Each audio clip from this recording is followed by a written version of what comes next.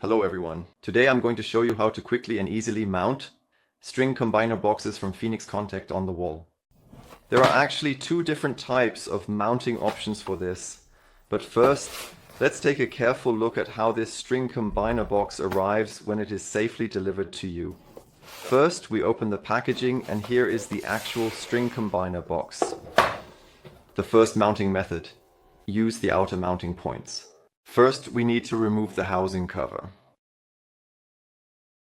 Inside, there are installation instructions which we don't need right now, gaskets that we'll need later on, and field connectors which we also don't need at this point. This is what the string combiner box looks like when it's open, and now I'm using the outer mounting points to attach it to the wall. Now we still need a wall. Of course, I've prepared one as well. And in this case, it looks like this. It's not a brick wall, but just a simple wooden board, but I think it's sufficient for demonstration purposes.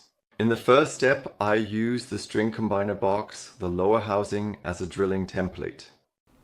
That means I position the housing in a precise manner, the way I want it, and then I can carefully and accurately mark the spots where I need to drill using the outer mounting points, ensuring alignment with attention to detail.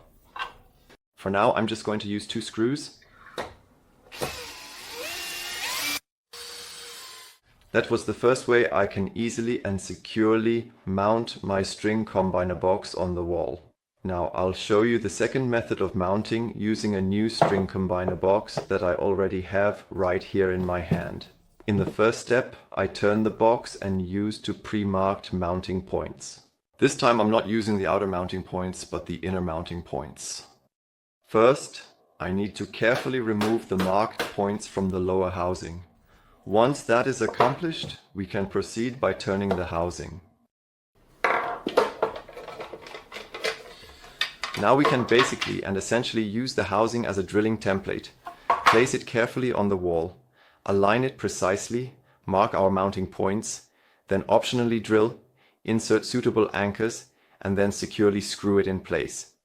For your information, the distances between the drill holes, the measurements, can also be found directly on the underside of the housing. It is very important with this type of mounting method that we also appropriately install the corresponding cover caps, which are included in the delivery at the end. That means in this context it's somewhat difficult here, but in principle reinsert the cover cap to continue ensuring the insulation properties protection class 2 and also the IP65 protection rating. And in essence, that's basically it. As you can see, that's how the second mounting option looked.